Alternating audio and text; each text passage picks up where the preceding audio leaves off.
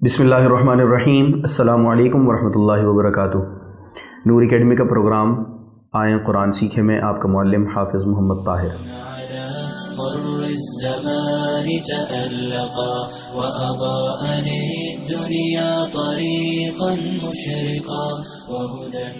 आज के सबक में हम अरबी ज़बान के आखिरी 4 हरूफ पढ़ेंगे। हरूफ तहज्जी के आखिरी 4 हरूफ वाव, हा, हमज़ा, या।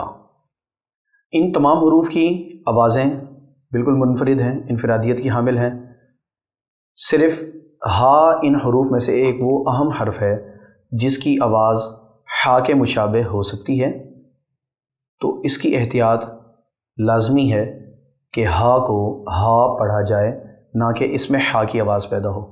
जहाँ हा को हमने हा से बदल कर पढ़ा वहाँ लफ्ज़ बदल जाएगा, माना बदल जाएगा। जैसा कि हम मिसाल में बता चुके हैं, अहद और अहद, अलहम्दु और अलहम्दु। अगला हर्फ है हमारा हमज़ा। हमज़ा की हरकात लगने की सूरत में जो आवाज़ होती है वो होती है अ, ई, उ। हमज़ा इस शक्ल के हर्फ का नाम है, इसकी आवाज़ है आ। हमज़ा कुरान मजीद में 2 मुख्तलिफ़ तरह से लिखा हुआ आता है, एक इस शक्ल में और दूसरा अलिफ़ की शक्ल में। अलिफ़ और हमज़ा में फ़र्क समझने के लिए सिर्फ़ इतना काफ़ी है कि जब भी इस पर कोई ज़बर, ज़ेर, पेश, जज़म, तशदीद, 2 ज़बर, किसी भी किस्म की कोई हरकात व सकनात इस्तेमाल होंगी तो ये हमज़ा होगा, और अगर इस पर किसी भी किस्म के हरकात व सकनात नहीं हैं तो ये अलिफ़ होगा। आखिरी हर्फ है हमारा या। इससे भी मुमासिलत रखने वाला कोई दूसरा हर्फ है नहीं, तो इसकी अदायगी या, ई, यू बहुत सिंपल है। सबक के दूसरे हिस्से में आज हम बात करेंगे हरूफ मद्दा की। हरूफ मद्दा 3 होते हैं, अलिफ, वाव, या। हमने जब इन असबाक का आगाज़ किया था तो उनकी इब्तदा हमने बा से की थी, अलिफ़ का ज़िक्र हमने नहीं किया। उसकी वजह यह है कि अरबी ज़बान का अलिफ़ एक मुस्तकिल या मुकम्मल हर्फ है ही नहीं, ये सिर्फ़ खींचने के लिए और मद्दा के लिए इस्तेमाल होता है, यानी अलिफ़ पर हरकात नहीं आ सकती। और अरबी ज़बान के तमाम हरूफ के लिए ये बात ज़रूरी है, उनके पढ़ने के लिए ज़रूरी है कि उन पर हरकात व सकनात ज़रूर हों। तो अलिफ़ पर हरकात व सकनात नहीं होती। अभी हमने हरूफ के हिस्से में भी ये बात पढ़ी कि अलिफ़ पर अगर हरकात व सकनात हमें नज़र आएंगी तो वो हमज़ा होगा, अलिफ़ नहीं होगा। अलिफ़ जब भी आएगा वो हरकात व सकनात से खाली आएगा और ये मद्दा के लिए आएगा।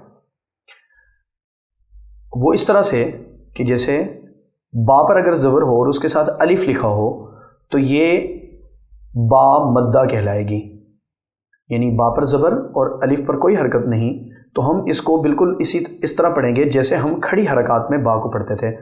बा, ता, सा, ओ, ला, ये अलिफ मद्दा की सूरतें हैं। वाव और या मद्दा उस सूरत में बनते हैं कि जब ये साकिन हो, यानी इनके ऊपर जज़म हो। और सिर्फ इतना भी काफ़ी नहीं कि ये हुरूफ जब साकिन हो तो ये मद्दा बन जाएंगे, बल्कि चूँकि इन्हें पिछले हर्फ से मिलाना होगा तो उस हर्फ की जो हरकत है वो भी मुवाफ़िक होना ज़रूरी है। मुवाफ़िक का मतलब ये है कि वाव पर अगर जज़म हो और उसके पिछले हर्फ पर अगर पेश हो तो ये वो वाहिद सूरत है जब वाव मद्दा कहलाएगा। इसी तरह या पर जब जज़म हो, इसके पिछले हर्फ पर ज़ेर हो तो ये या मद्दा कहलाएगी। मद्दा का मतलब है खींचना। अब आमतौर पर हमने जज़म का जो पढ़ा है वो यही है कि जज़म वाले हर्फ को पिछले हर्फ से मिलाते हैं तो वो दोनों हुरूफ की आवाज़ पैदा होती है। जैसे बा को ता से आप मिलाएं तो बत बनता है, और इसी तरह से अगर आप सीन को मीम से मिला दें तो सुम आवाज़ बनेगी। तो उस एतबार से अगर देखा जाए तो वाव पर जज़म लगने की सूरत में अगर हम इसी सीन को वाव से मिलाते हैं पेश की सूरत में, तो जिस तरह हमने पहले जज़म का जो हुक्म पढ़ा, जज़म को पढ़ने का जो तरीक़ा हमने पहले सीखा, उसके मुताबिक ये आवाज़ बनना चाहिए थी सो, जबकि ऐसा नहीं है। जब वाव पर जज़म आ गई, उसके पिछले हर्फ पर पेश आ गया, तो ये वाव अब हो गया मद्दा और इसकी आवाज़ बनेगी सू। آپ حروف کو چینج کر کے اس کی مختلف مثالیں بنا کر پڑھ سکتے ہیں. جیسا حو، بالکل اتنی ہی مقدار جتنی کھڑی حرکات کی مقدار ہوتی ہے اتنی ہی مقدار مدہ کی بھی ہوتی ہے. اسی طرح سے یا مدہ کی صورت میں یا پر جزم ہو، اس کے پچھلے حرف پر زیر ہو تو یا مدہ بن جائے گی. اس کی بھی یہی مثالیں ہیں، بی، قی، شی، می. پریکٹس کے جو ہمارے الفاظ ہیں وہ ہیں یخادعون. اب اسی طرح سے انہیں مختلف حصے کریں. یوخا، حرکات کو نہ کھینچیں، کھڑی حرکات کو کھینچیں. یخادعون، یخادعون، یخادعون. اگلا لفظ ہے مستصرخین. چونکہ یہ ایک طویل لفظ ہے تو اسی طرح اس کو بھی 2 یا 3 حصے کریں. مستس، سین اور صاد دونوں سخت حروف میں ہیں، لیکن ان میں یہ فرق ہے کہ صاد سخت کے ساتھ ساتھ موٹے حروف میں بھی ہے. تو سین کو باریک رکھیں، سخت پڑھیں، اور صاد کو سختی کے ساتھ موٹا کریں. مستصرخین. اب یہ یہاں پر یا جو ہے یہ مدہ ہے، را کو بنا کھینچے پڑھیں گے، اور خا یا زیر خی. مستصرخین. اگلا لفظ ہے لا یصدعون. یہاں 2 تشدید ایک ہی لفظ میں ہیں، تو یہ بات سیکھ لیں کہ قرآن مجید میں ایسے الفاظ جب آپ کے سامنے آتے ہیں تو انہیں کیسے پڑھا جائے گا. لا یصد، یا کو صاد سے اور پھر صاد کو دال سے اور پھر دال کو خود سے پڑھنا ہے. لا اسے الگ رکھیں.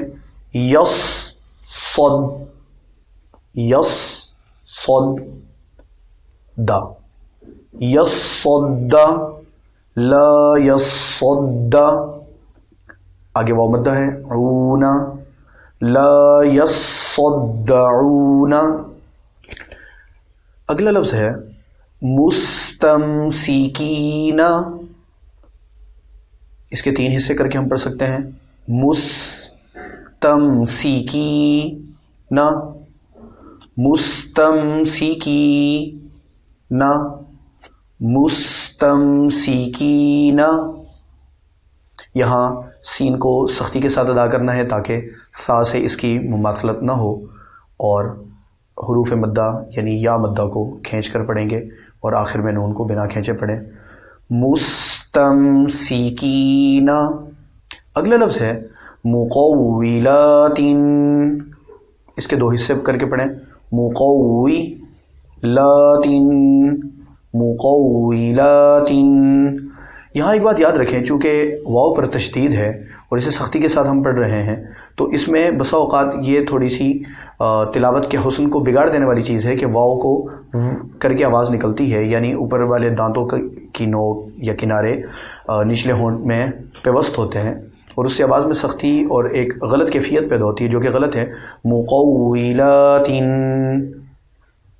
واو ہونٹوں کے گول ہونے سے ہی صحیح ادا ہو جاتا ہے، لہٰذا بہت زیادہ اس میں زور لگا کر نہ پڑھا جائے. اگلا لفظ ہے مطففین. اس کے بھی 2 حصے ہم کر لیتے ہیں. مطففین، مطففین. اور پریکٹس کا جو آخری ہمارا لفظ ہے وہ ہے یستوفون. یہاں پر 2 واو ساکن ہیں اس لفظ کے اندر، جو دوسرا ہے وہ واو مدہ ہے، پہلا واو مدہ نہیں ہے. یستوفون. اس کے بھی اسی طرح سے 2 یا 3 حصے کر لیں. یستوفون، یستوفون. ایک اہم بات، چونکہ ہم نے تمام حروف کی ادائیگی کو مکمل پڑھ لیا ہے، تو اس کے اختتام پر جو بات میں کہنا چاہتا ہوں وہ یہ ہے کہ ہم نے اس پوری ویڈیو سیریز کے اندر جس بات کا خاص طور پر خیال رکھا اور جو پوائنٹ ہم نے کلیئر کرنے کی کوشش کی وہ یہ تھی کہ ایسے حروف جو ادائیگی میں تھوڑی بہت غلطی سے پورا حرف بدلنے کی وجہ سے پورا لفظ بدل جاتا ہے اور اس کی وجہ سے معنی بدل جاتا ہے، تو ہم نے خاص طور پر ان دونوں کے درمیان کا جو فرق تھا، جو ان کی صفت تھی، وہ سمجھانے، سکھانے اور اسے پریکٹس میں لانے کی کوشش کی۔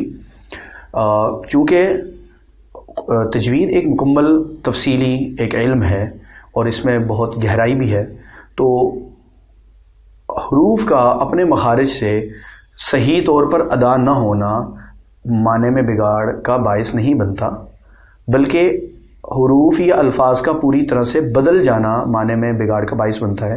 تو ہم نے باقی حروف کی ادائیگی میں زیادہ زور اس لیے نہیں دیا کہ ان کی صفت اور ان کو صحیح ادا کرنا ہے، ضروری ہے اور آپ کوشش بھی کریں، لیکن خاص طور پر ان حروف کی ادائیگی کو بالکل درست کرنے کی کوشش کریں، ان میں کسی بھی قسم کی رعایت نہ برتیں کہ جن کی ادائیگی میں تھوڑا سا بھی فرق آنے سے وہ حرف کسی دوسرے حرف سے بدل جاتا ہے اور اس کی وجہ سے لفظ بدلنے کی وجہ سے معنی میں تبدیلی آ جاتی ہے۔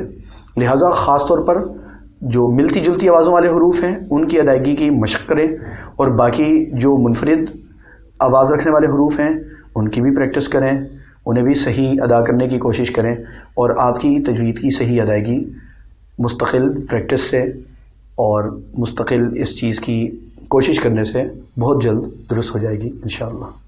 یہ تھا آج کا ہمارا سبق، اگلے سبق میں ملاقات ہوگی۔ السلام علیکم ورحمۃ اللہ وبرکاتہ۔ وأضاء للدنيا طريقا مشرقا وهدى من الرحمن يهدينا